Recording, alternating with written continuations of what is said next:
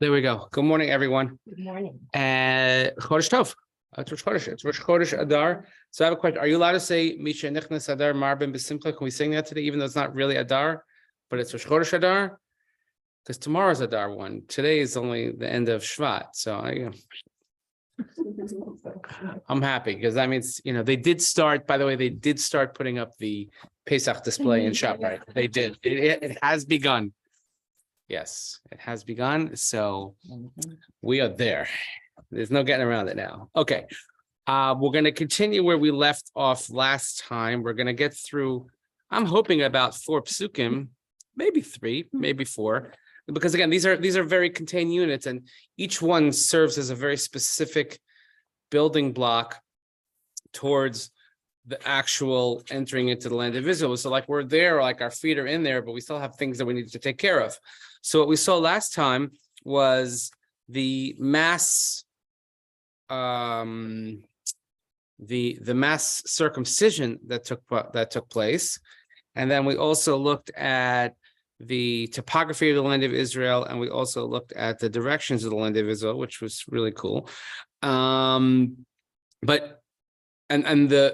discussed the nature of, we'll look at a little bit more the nature of the relationship between Korban Pesach and Bris Milah. So Korban Pesach is going to come up right now. So Bris Milah, all the 40 years in the desert after that first year, they did not have a Bris Milah, depending on the northern wind or whatever, the healing wind that was coming in. A lot of the Mefarshim actually spent a lot of time discussing when the healing wind came back. That's why we have it now. Why didn't do it all then? Okay. But it seems to be that it was a bit of a knock almost on Bnei Israel that they didn't do Bris Milah for all those years. Okay, so look at Pasuk Tes, verse 9. Vayomer Hashem el Yehoshua hayom galosi es cherpas Mitzrayim me'alechem vayikra shem hamakam ahu Gilgal ad hayom hazeh. So Hashem says, I have rolled away the word galosi, right? Gal is a wave. Galgalim is wheels. Hine rakevet, hine mistovevet. Yes, okay. That's the I first heard the word galgalim. My favorite radio station to listen to online when I want to feel connected to Israel is Galgalatz, right? Galei Tzahal. So today I have rolled away the disgrace of Israel. Before I can spend a lot of time of what does it mean to roll away, but in other words, we're rid of it, and in other words, the last vestiges of Mitzrayim and the disgrace of Egypt is because everybody got a bris milah, so therefore we call the place Gilgal. Now, by the way, we know this is already called Gilgal, but sometimes we have the name before we know why it's called the name. Gilgal is a place where they had their first sort of settling place, even though we said that they went up to Har Gerizim and Har Eval and they came back, and Adam and all those places. But Gilgal is the first place where actually something happens. And Hashem says, okay, now we've washed away the last vestiges of Eretz Mitzrayim. Now, it is worth noting that, and also because we use the word. We had it. Hold on. When they came up, right? We saw. Here in the last chapter in Perek Daled, it says when they came up. It says they came up chamushim. They came up chamushim. They were armed. That the 2.5 tribes who made a deal with Moshe back when, that if they're going to settle in Transjordan, that they still had to serve as the first forces that would go and conquer before they settled their own lands. They use the word chamushim. The chamushim is also the double play on the words, because it says that in Bishalach, when Bnei Israel came up, it says chamushim alu Bnei Israel Eretz Mitzrayim. So chamushim leaves, the word chamush means armed, but also Chazal tell us chamushim is that only a fifth. So just think of the numbers, by the way. So if a fifth of the population now leaves us with 3 million, imagine if 80% had come out of Mitzrayim. Now, why only a fifth? What happened to them? They assimilated, they didn't have faith. Worse than that. Yes. worse than that. We're told that in Makas Choshech, they were killed. And that's one of the reasons why Makas Choshech was extended for that period of time. Told as a punishment because of what you said. Because they didn't deserve redemption. So as to spare us sort of what happened to them? Ixnay on the Arkness Day. They were chamushim, so only a fifth. So that's also considered the disgrace. Like cherpa. Cherpa is a bad word. Cherpa. Okay, so when your grandparents would yell about something in Yiddish, they would say what? Right, busha v'cherpa. Say ashanda and a charpa. Ashanda. People would say chapra, but it's a dyslexic mistake. You heard about the dyslexic rabbi? He kept saying yo. Anyway, I got it. This is other. Thank you. My family doesn't laugh at them anymore, so thank you. This means a lot to me about that. It really makes me feel good. So a shanda and a charpa, but charpa, bagoyim. I mean, it's a word that's all over the place. That's not a good thing. So the Chazal tell us that when Bnei Yisrael were about to hit the sea, so they're crying out to Hashem, and the angels look at Hashem and they say, Hashem, like, what are we going to do? We got to take care of him. So Hashem take care of them. And they said, wait a minute. Halalu of the Avodah Zarah, v'halalu of the Avodah Zarah. The angels, in a sense, couldn't differentiate between the Jewish people and the Mitzrim, other than their position, of course. But in other words, like, what merits do they have? Or to put it even in a stronger way, we have the famous medrash, which probably always comes up Pesach this time of year, the Seder, that there were 3 reasons. What are the 3 reasons that the Jewish people merited Geula? They maintained their dress. Yes. 3 things they maintained, 3 or maybe 4. Language and correct. Za'anuman. They kept their names, their dress, and their language. No, Not yet. So what is that like? What does that mean? So they kept their like really like they what did they wear? Right? Or okay, with the movie with the different colored cloak or whatever. They kept their names. What do you think? Or you think they really spoke? Like, how did they speak? You think they didn't speak Egyptian? They lived in it. So a lot of ways to interpret that. But the way my Rebbe always explained it to me was that that's all they had left to differentiate between them and everyone else. In other words, Hashem said, if I wait another minute, then it's totally gone, too far gone. And we have too many stories of people that we know or in their families who said, we'll wait, not yet. And when they waited just a little too long and they missed a boat, sometimes quite literally, right? So, we have to, yeah. So that's why it's called cherpa. The fact that there's still these, it's 40 years later, but still this vestiges of Mitzrayim are still upon them. The fact they didn't have bris milah. So finally that we did bris milah. Okay, now it's all like, now we can really move forward. And we're checking off all the boxes. We have the tribes ready to go, and we did the rocks and the stones and the curses and the blessings and the Kohanim, and then there's like 2 more things that we have to do, which we're going to see in these few short psukim. Okay, so therefore it's called Gilgal. Okay, now that we have taken away the cherpa of Mitzrayim by giving bris milah, so as we discussed and we touched upon last week, we ask who's not allowed to bring a korban Pesach? Correct. Orel o benechar lo yochal bo, a person who is uncircumcised, and a person who is not of the faith, and a person also, we talk about tumas mace. Tumas mace, if someone comes into contact with a dead body, you're not allowed to bring the korban Pesach. Now, what is like, we don't spend a lot of time talking about korbanos because they're like only slightly esoteric.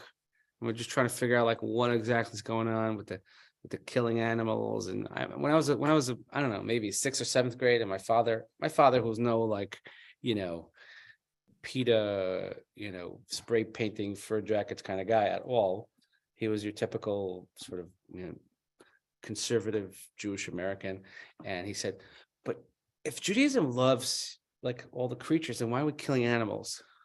My father didn't have a Jewish education. He was like, why are we killing animals for God if we're supposed to be loving? And I was kind of like, So the one change they did in the sort of the conservative movement, which makes sense to me, is that they put it in the past. It's no longer in the present. In the future, that we will again make sacrifices. yes. Okay. Yeah, And then- that's that's that's the one change you agree with. Oh, okay. Yeah, look, no, it's I get it. About symbolically. Right. I understand that. But I remember as a kid, like in middle school, my father asking me that, as if the funny part is that my father used to ask me these things as if I had the answers. Because he's like, well, you go to yeshiva, don't they discuss this with you like every single day? I'm like, oh, trying to figure out like Elam Mitzia Shalo, Elah Chav L'Hacher. So, but that it's funny how these things come back to you. So the Korban Pesach could not have been brought by someone who was Tamei Meis. So we're going to spend a lot of time, but what's the identifying characteristic about Korban Pesach? Let's say, unlike other Korbanos, right? So do we have examples of other Korbanos? Like the way when I say, maybe I'm a step too far. Like when I say the word Korban, do we know what I mean when I say Korban? Sacrifice. So it's like that's such a cruel word. Sacrifice sounds so pagan. Sacrifice. Like we're dancing around in like togas and like with blood ripped on our faces. We're like, so the word Korban comes with hakriv. That means to come closer. So somehow through animals. So there are different types of korbanos. There are korbanos that are bought on a regular basis. Something called the Korban Tamid. Korban Tamid, which was, as the name indicates, Tamid was perpetual, was brought every day in the morning and the afternoon. Tamid shel Shacher, Tamid shel Bein Harabayim. There's actually a whole portion of davening that's called korbanos, which we joke that in today's Orthodox world, the first thing that gets sacrificed is korbanos, because we skip it. We just skip it. There are special korbanos that were brought, let's say, for Shabbos or for holidays. Something called a korban musaf. So when we say we daven musaf, right? So actually, it'll be nice. So this Shabbos we have a guest speaker this Shabbos, but the whole focus of the Shabbos is sort of explaining the mechanics of the tefillah as we have them. So before each section of tefillah, he's going to say a few words to kind of describe and explain, which is, I think, very helpful. We say musaf. What does musaf mean? To add. Add. So what are we adding? What's right? So there's a korban musaf that on a specific Shabbos, every Shabbos or on a holiday. And that's why when you look at the musaf prayer, because prayer, it says, Una shalma farim sifasenu. Prayer is in lieu of, in place of the animal offerings. Let's use the word offerings. It can be a little more PC. Animal offerings. And therefore, if you look at the text of each prayer, it has to do with what was done in the morning and the evening. But on musaf, on a day that we had special offerings, the musaf is in place of the korban musaf. On Shabbos, Yom HaShabbos, Shnei Kevasim, B'nei Shana, Temimim, Ushnei Yesronim Soles, Menchabalu, Lava Shem, like Ola Shabbos, Ola Shabbos B'Shabbato, Ola Shabbos B'Shabbato, Ozatom Vizgo, Yismechu, B'Malachus Shomrei. Well, because you can't repeat words. I can repeat words on a weekday, but okay. But that's what Ola's like Yom HaShabbos, Shnei Kevasim, B'nei Shana, Temimim, 2 keves, lamb, B'nei Shana, like. And on Rosh Chodesh today, over Rosh Hashanah, right, we have musaf because we have special offerings. So that's a different type of offering. There's something called an Ola offering. An Ola offering is something that's completely consumed. You have a Shalomim offering, which is completely eaten. When I say consumed, Ola means burnt. That's when they talk about someone who is who is an Ola Tamima. Ola Tamima is an interesting phrase. You can look it up what it means when they use it in the vernacular. But an Ola Tamima is a pure offering. We have Thanksgiving offerings called a Toda, Korban Toda. Let's say a woman after childbirth would bring certain offerings. And the Korban Pesach, though, was unique because no matter who or where you were, everybody had to be a part of it. You had to be what's called a part of a chabura, right? We use the word chabura, chevra, chavura, right? So, I know in conservative synagogues and the circles, they used to have these sort of like social gatherings. They call it chavura. Because they don't say we use the Encyclopedia Judaica spelling of it with the 2 dots. But we say chabura, or chevra, yeah. But you had to eat the Korban Pesach, and again, this is all spelled out in the Psukim in Parshas Bo, that we had to eat the Korban Pesach as part of a community. You don't eat it by yourself. Everybody had to have an appointed group, and you as part of the group would have that barbecue. Okay, so Korban Pesach signifies community. It signifies oh my God, how could she be in 2 places at once? How is that possible? Wow, you and many people have been trying to turn me off. Trust me. Oh, she's gone. Are there other So, korbanos that the are, ones that, I'm sorry. are there other korbanos that are not annual? That are annual, Shalosh Regalim. but that's not. Annual. It's triannual, So it's not annual. That's fine. right? You mean just once a year? I know Rosh Hashanah, if you want to say something like that, or we put that in the category of Yontif, really. So it's like Shlamim. So the Korban HaOmer, that wasn't an animal. That was a grain offering, right? So the Hanafas Omer. Like, Oh, she's so what good. is that? Rabbanit Shani is unbelievable, and Baruch Hashem, my daughter's going to be able to learn with her next year also, and TVA, and she's super psyched about that. So my other daughter, who was really she was a big chassid, rightfully so, and she was in TV. She was in Maryland, and Shani came to visit Maryland, and she when she saw Eliana, she stopped what she was doing and ran over to give her a big hug, and she was like the biggest moment of her life. It's like, oh my God, Rabbanit Shani, she stopped what she was doing to say, give me a hug. Yeah, really, really incredible. She's very into she takes kalas to her bayit on the day of their weddings. That's really interesting. What was your question? And the Korban notes, some if the ones that people are eating or eating part of, what are they? I guess I always imagine they just take the whole animal and put it on. They cooking it part way, No, they had to roast it. So is it like pieces, like steaks? Yeah, and you couldn't have any of it left over. It had to be. That's why part of it you had to have group, because there could be no leftovers. There were no doggy bags on Pesach, and you couldn't break the bone. Etzem lo tishbaru. I mean, if you look at the I'll just read the language. I mean, don't take my word for it. Just always picture they just take I know this is what and stick it on. right, because it's one of those things that we just like roasting around on the spit.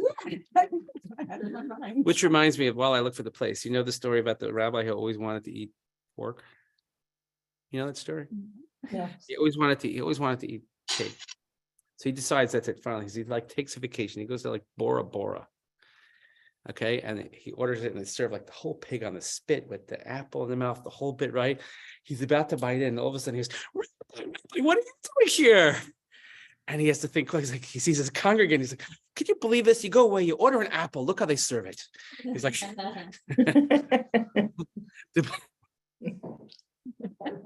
that is for illustration purposes only.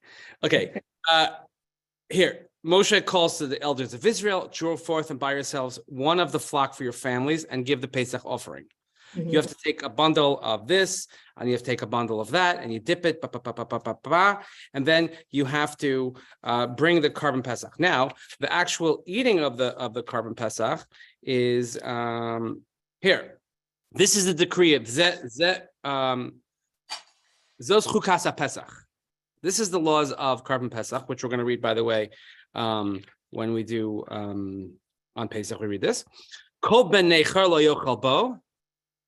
A non-Jew can't partake of it. B'chol eved ish miknas kefes umalta also az yochal bo. Every slave who was bought for money, you have to give him a bris umalta, and then he can eat. Toshav v'sachir b'bayis echad yeyachel lo totzim min abayit min abaz chutza v'esem lo tishbru bo. It has to be one house that it's eaten. You can't remove any of the meat from the house to the outside, and you can't break a bone. The entire assembly, Kol Adas Yisrael Yasu Bo. Yasu also, everybody has to do it. And it goes on and on. So we have the pages and pages and pages of Gemara that discuss the halachas of Korban Pesach. But Korban Pesach is the communal meal. You cannot do it by yourself, which is why this is the whole notion of a Seder, of having a Seder on Lo Pesach also is Chabura, is having everybody gather together. So therefore it follows that, so once we have removed the cherpa of no bris milah, and because there was no bris milah done, which we discussed last week, that means that also there was no Korban Pesach that was done all the duration of the Midbar. Now that that's gone, guess what can come back? Korban Pesach. Now it happens to work out nicely because they crossed over on the 10th. And guess what? We're right there at Pesach time. What are the chances? Look at the Pesukim say. Vayachanu b'nei Yisrael ba Gilgal. They camped at Gilgal. Vayasu es Pesach be'arba'a asar yom l'chodesh be'erev be'arvos Yericho. This is sort of like a happenstance pasuk. It's funny how like so little attention is given to this in the text. And okay, they encamped in Gilgal. By the way, they brought the Korban Pesach on the 14th. Now in the plains of Yericho. Now we're like that. This should be like a big deal because it hasn't happened in 40 years. Now, they didn't celebrate Pesach in the Midbar? Not the Korban. They didn't bring the Korban Pesach. They brought it the first year. Okay. And we actually learned a very important halacha there because in Parshas Baha'aloscha, when they're getting ready to go into the land of Israel, this is before the sin of the spies. It's already 1 year since the original Pesach offering.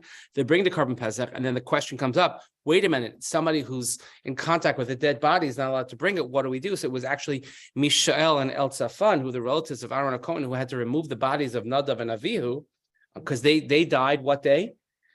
Think about it. They died. We know exactly what day they died. They died opening day of the Mishkan, which was, I'll give you a hint, it's exactly 1 month from tomorrow.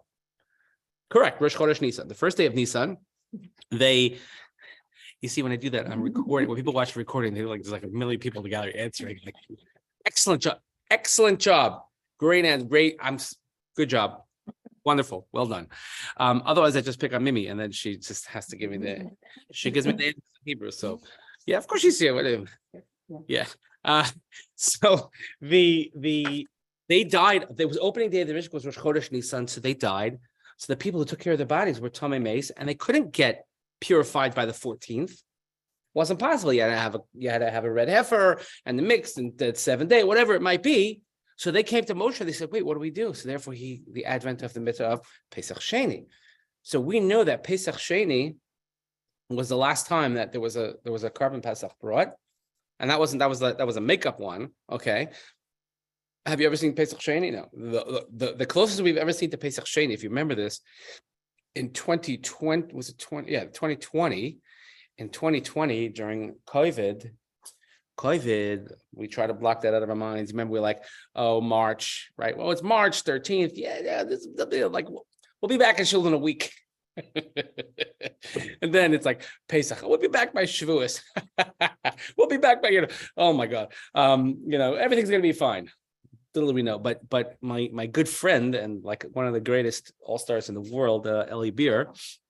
So Eli Beer, who founded United Hatzalah, again, I say this all the time, Adam, I'll say it over and over again, that very rarely in your life will you meet one person who changed the world, right? Hi, Peter. Only man sneaking in on the class, it's unbelievable. So he literally has changed the world in such an unbelievable way, in terms of the fastest response time to emergency situation in the world, going from minutes and minutes to seconds. So he was in Florida and he got terrible COVID. He was in a coma. He was like, he said, before they put him under, he said goodbye to his family. And he was in the hospital for like a month.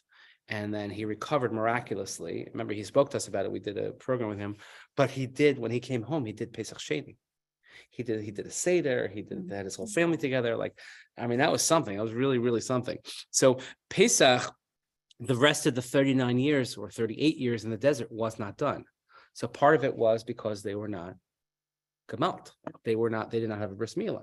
Oh, now that we have a bris milah, now we can go back and we can have Korban Pesach. So it's almost like the Korban Pesach is like an afterthought. The way the pasuk, right? I would think, oh my God, it's such a big deal. The Korban Pesach. All right, on the 14th they brought the Korban Pesach. All right, we'll see.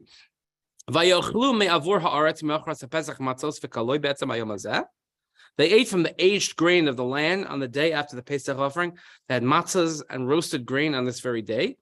Etzem hayom hazeh, by the way, a very, very important term because there are a few times in Chumash when it says be'etzem hayom hazeh. One of them is Yitzias Mitzrayim. It says be'etzem hayom hazeh, which means the middle of the day, like mitten drennen, in the middle of the day, in the height of everything. That's when they ate it. So that's a little bit more emphasis.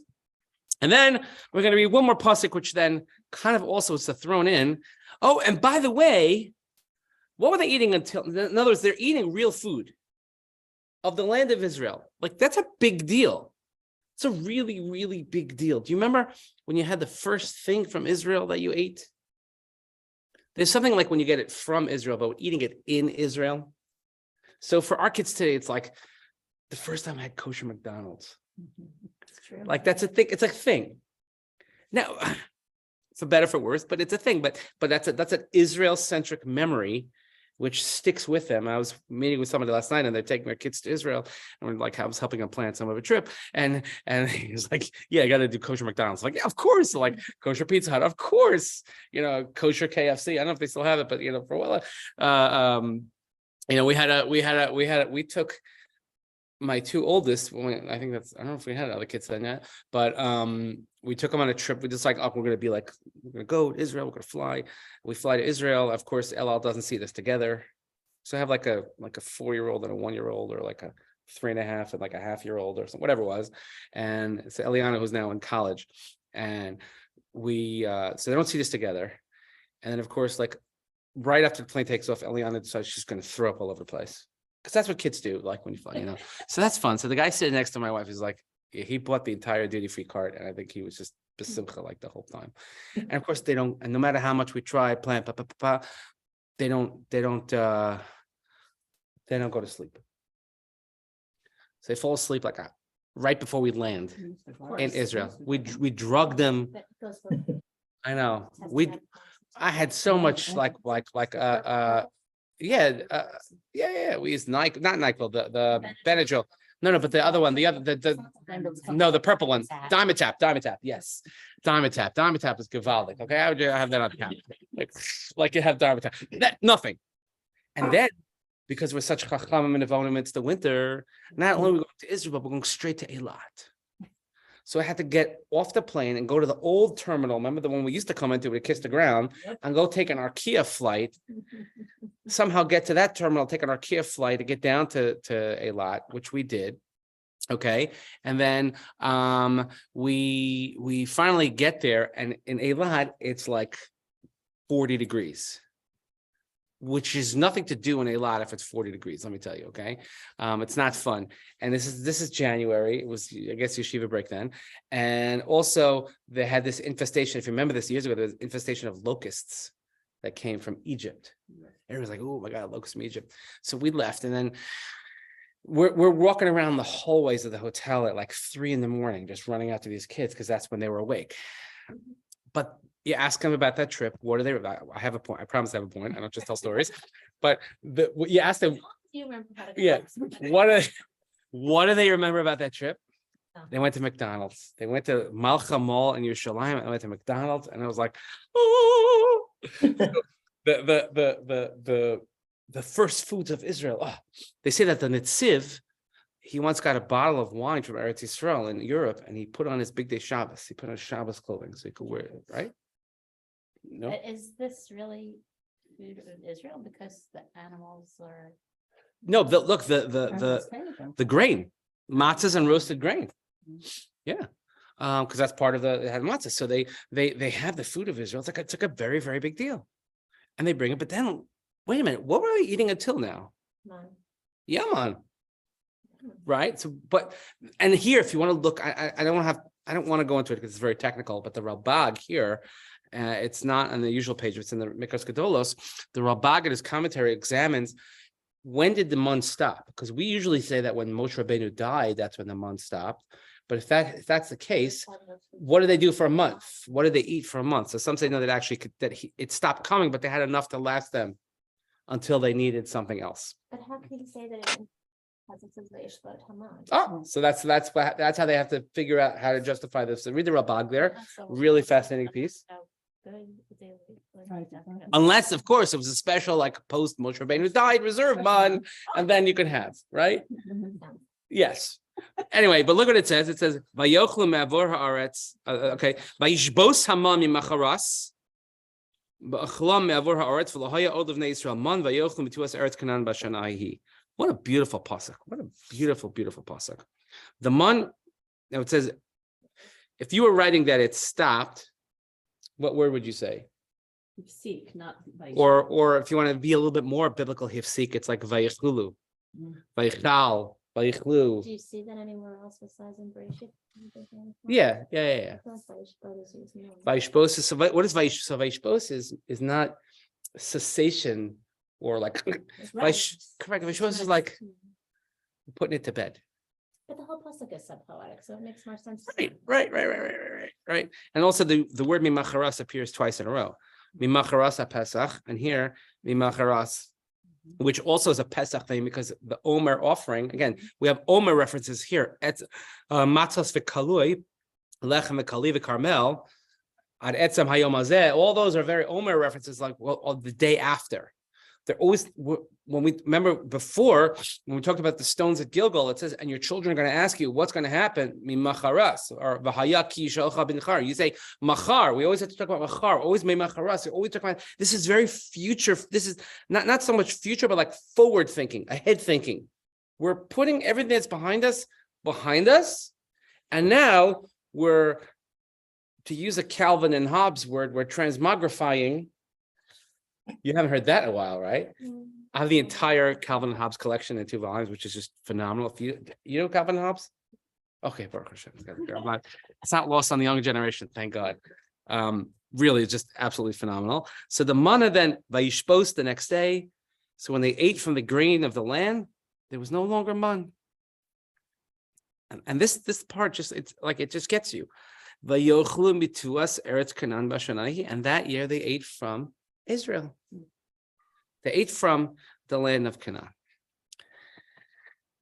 So what's happening here? What's really happening here?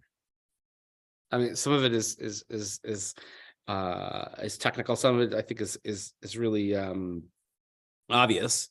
Is that we have 3 things that are taking place here. You have Korban Pesach, you have matzah and kaloi, and then you have the ending of the man. The Korban Pesach, which goes hand in hand with Bris Milah, which then the author here spent a lot more psukim talking about Bris Milah than Korban Pesach, but it's just a natural outgrowth of one. These are, again, we discussed last week from a punishment point of view, the first Mishnah increases, and the 2 times that we say dam, those 2 bloods, the blood of Korban Pesach and the blood of Bris Milah. So if I were to ask you why the commonality, what do they have in common? Not from the blood point of view, but from a ritual or significance point of view, what would you say they had in common? Kind of like that transition of leadership. Like Moshe started out, we have the whole like Mitzrayim piece, but like the Midbar piece, like this is how they started. That's how Moshe Right. started. So But specifically, if I had to say, right. So if I had to say, find a commonality between Bris Milah and Korban Pesach. Commemoration Of our nationhood. Oh, see, I knew it. I knew you actually nailed the word. That's exactly the word. And it's not even, I wouldn't even say the word commemoration. I like the nationhood word. It's more like being inducted. Just think about it. You know, we have these, like, to go through childbirth and how many gazillion things have to go right. And then you finally get there. And then you have this sort of like helpless mother that says, okay, I'm going to let some guy like do surgery. And he's not even a doctor. I'm going to let him just like, and not even in the, I'm going to let him do it like in front of the shul while everybody's thinking about bagels and lox. But we're just going to do that. And I didn't fully appreciate this until we had to go through it ourselves, of like how nerve-wracking that is to give your son for a bris. It used to be for a long time, I couldn't watch. Like the guy would take out his bag and I would be passing out in the back of the room ready. I would be like, yeah. I would just like go in the back, but now I've gotten much better. Like I got,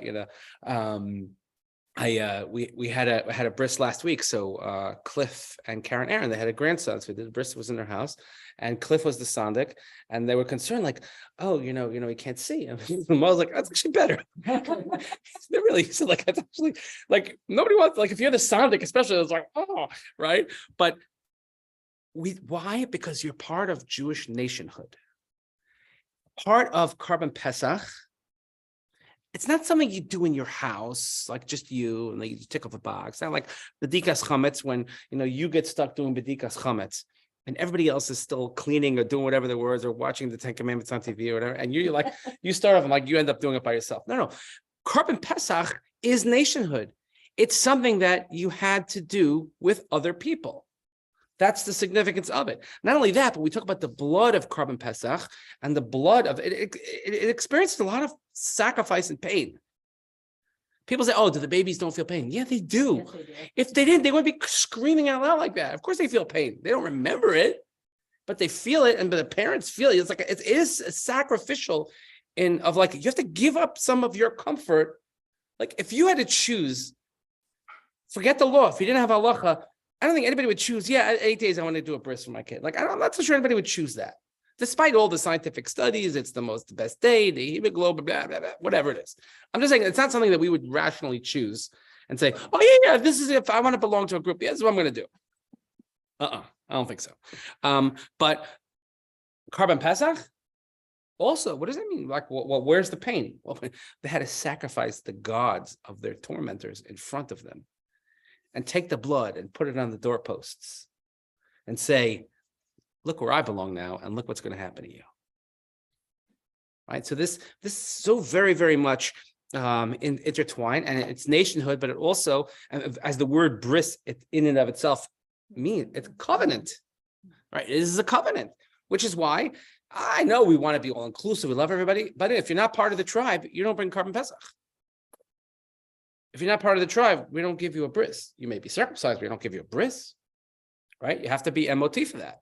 And part of that, what you're giving up is you're giving up for, I love the word, nationhood, peoplehood. You're giving up for something that's much, much larger. And therefore, people that have chosen, or it was chosen for them not to be part of peoplehood, meaning you're not Jewish, you're not circumcised, you can't be part of this other peoplehood experiment of this. So the Chumash, as we know that I needed a Rashi.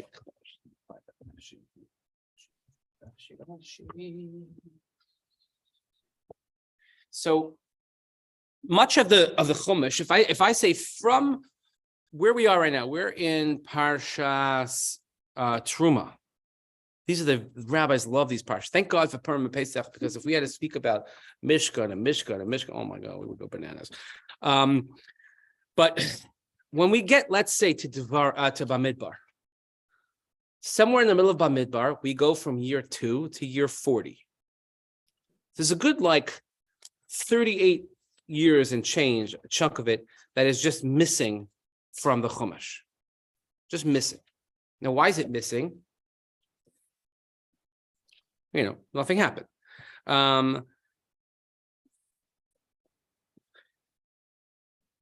The Rashi says, and Rashi gives us a hint of this, when in Parshas Baloscha, when it introduces the Korban Pesach, and it says, Rashi says it's out of order. So why does it mention here? And he says, Genusan Shel Yisrael. This is actually not such praise for the Jewish people. Shekol Arbaim Shana Shahai Yisrael Bamidbar Lo Hikriva Ela Pesach Zeh Bavad. They only brought one Korban Pesach in the desert. So those 38 years, which are conveniently not recorded. Now, they're not recorded because not much happened or not much of significance happened. That meant that we needed to have necessarily recorded. But the national identity of the Jewish people, the nationhood, was missing those 38 years. So they're not really reported on. It's not till they get to the end when they could sort of reestablish the nationhood. And here we are now in the beginning of Yehoshua, is now sort of rectifying that mistake. It's the tikkun. It's another Yetzias Mitzrayim, or it's the closing, as we've been saying, not another one, but it's really the culmination of Yetzias Mitzrayim, which is not, as we always say, is Har Sinai, but really when they get into the land of Israel, because now they can actually become a nationhood, they can become people again. So now we talk, the last thing we're talking about is the man. So this is probably makes a lot of sense also. Yeah. I'm sorry. The Rabbah says they actually made them in, it was, they made them into challah and brought it with. Yeah.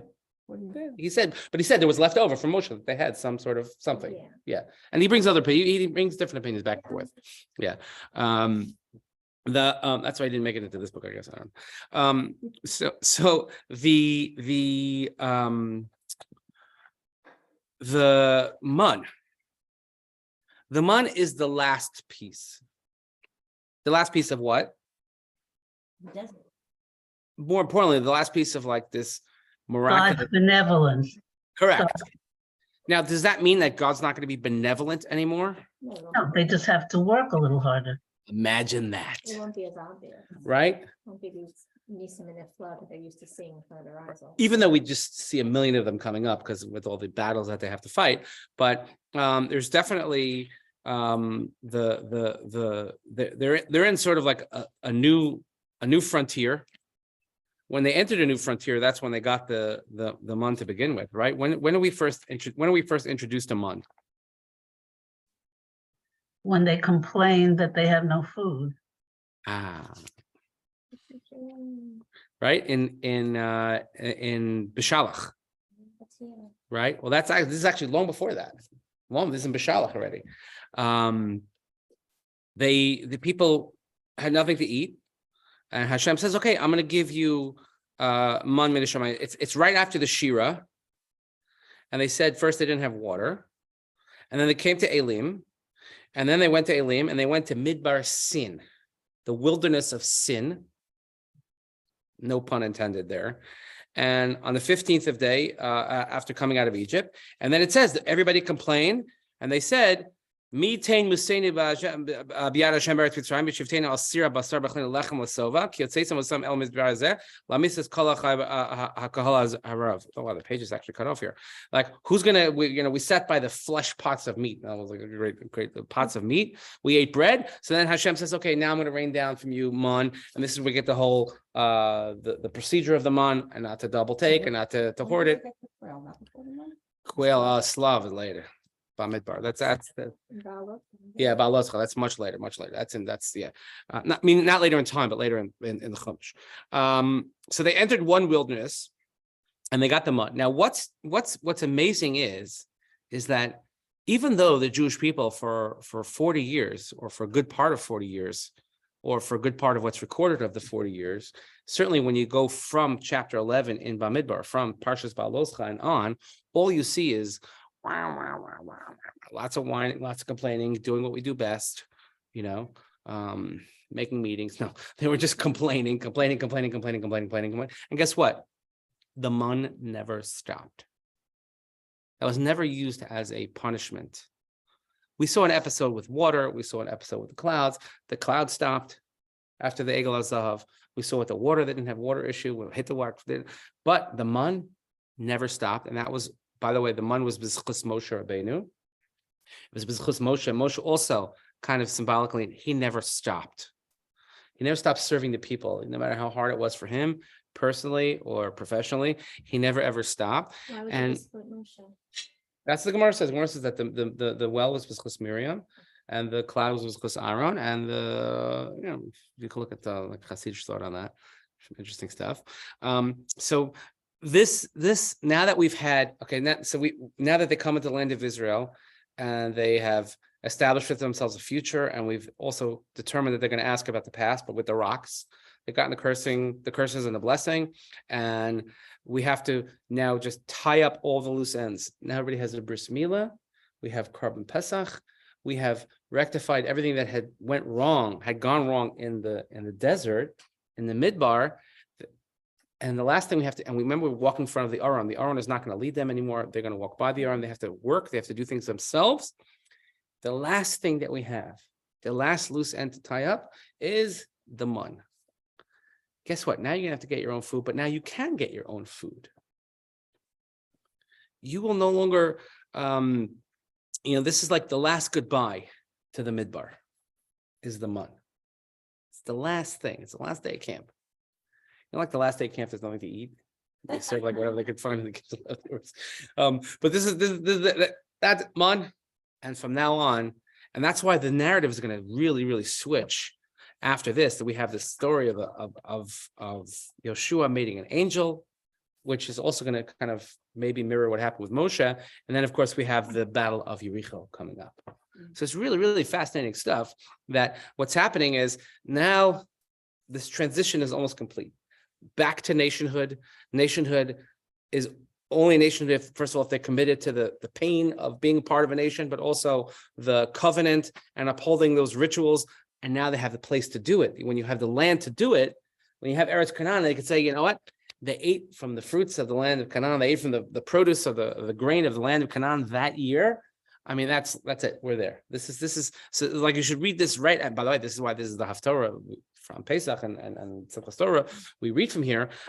This is actually the Haftorah on Pesach. On the first day of Pesach, we read this Haftorah. This is all part of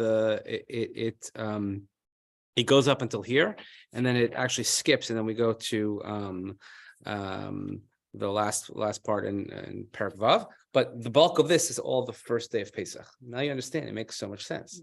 What else would you read on the first day of Pesach? What's the culmination of Pesach? Not Matan Torah. Culmination of Pesach is this: when they could give the Korban Pesach again and become a nation again in their homeland. They had Korban Pesach, the original one, but they weren't on their homeland. They were just trying to get free. They had nationhood, but they still had a lot of issues. Now we've kind of like worked them out. And by the way, we never cease having issues. It's like an ongoing family drama. That's the story of our people. That's the story of any people, I guess. Ours is just recorded for eternity. But we'll see now, and you'll see a great similarity because I just gave it away. Yehoshua is gonna meet this figure, and then the figure says, "Shal na'alcha me'al raglecha." Remove your shoes. Duh. That's like obviously straight out of Shemos. So we're going to see that. We'll see that next time. But this is really, really good stuff. So the mun, but it's amazing how just a few short psukim, a handful of psukim, look what happens. This amazing transformation is complete, but you can't see it in of itself. You have to see it sort of in this continuum. So good Chodesh, everybody. Thank you. That's it. Make sure we have our Shalach Manos themes ready to go. Because if you don't have that, you're not Yotzei.